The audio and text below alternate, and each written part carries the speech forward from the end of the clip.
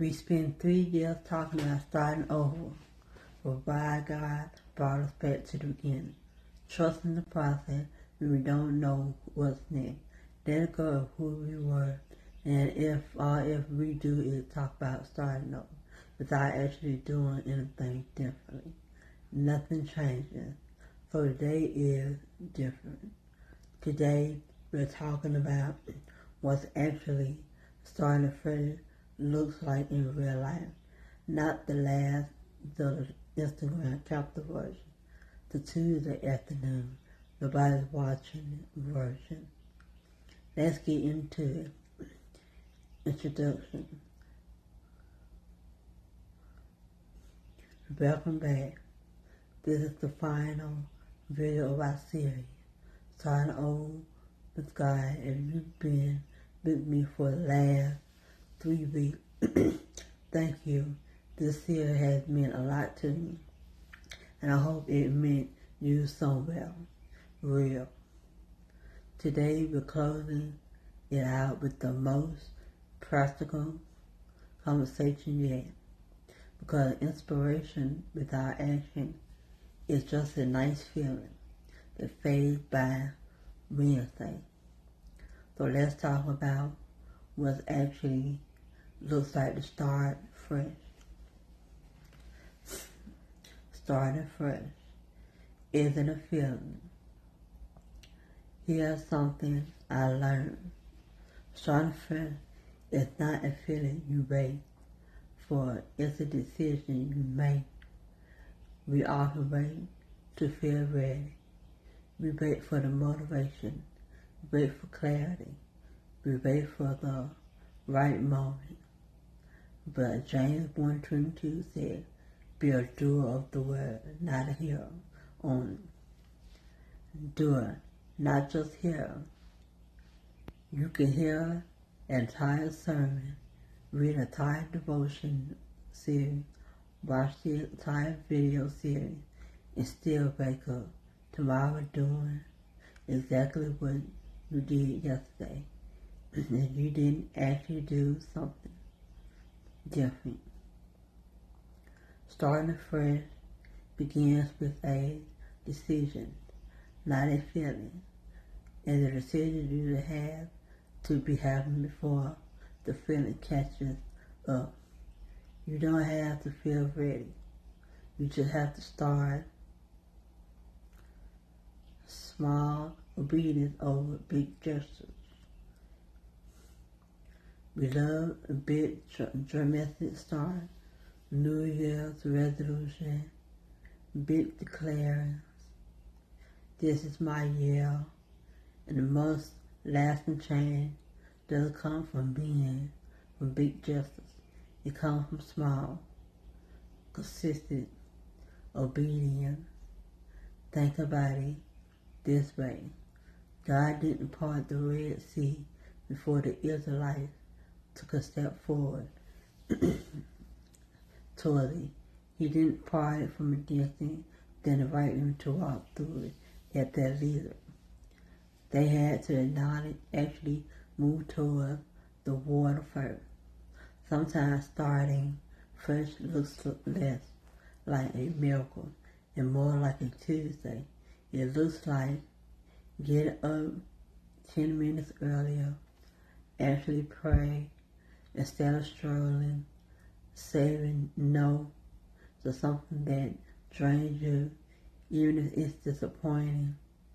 Someone reaching out to support instead of isolation, doing the thing you've been avoiding, even if it's small. None of those are dramatic. None of these go viral, but all of this are obedience. And obedience, even in the small thing, is what God responds to. Luke 16:10, whosoever could be trusted with very little could also be trusted with much. Starting fresh isn't about overhauling your entire life overnight.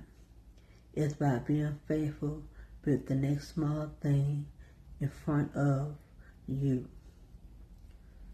Build a rhythm, not just a moment. Here's the truth about moments. They don't last, but rhythms do.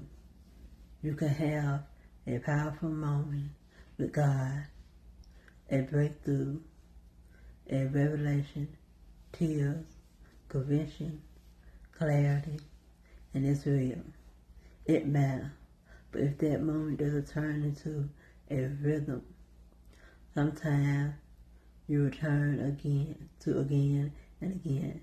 It fades, and then you're chasing the next moment, the next conference, the next video, the next emotional high, instead of building something sustainable.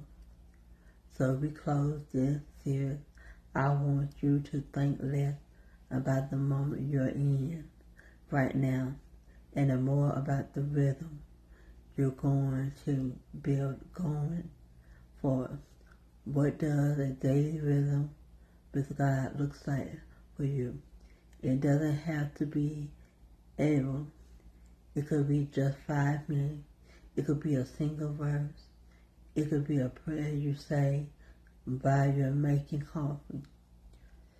The goal isn't intensity. The goal is consistency. Because here's what I know. 6 months from now, the people who are in a complete different place won't necessarily be the one who had the most dramatic moment this year.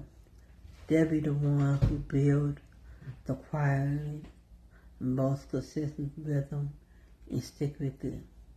In closing,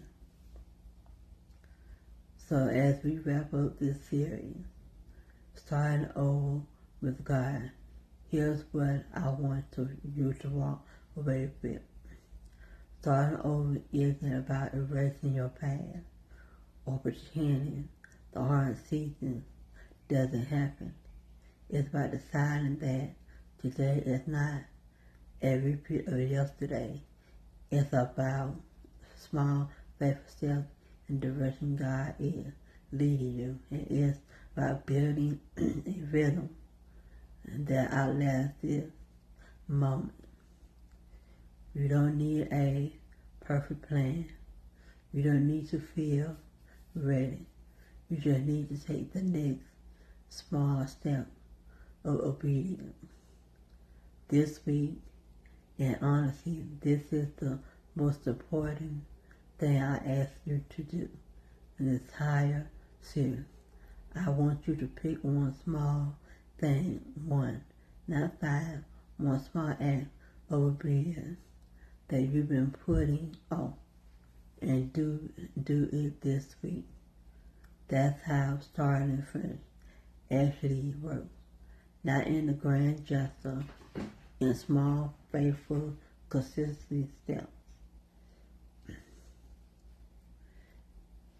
And if life comes to stride, thank you, God.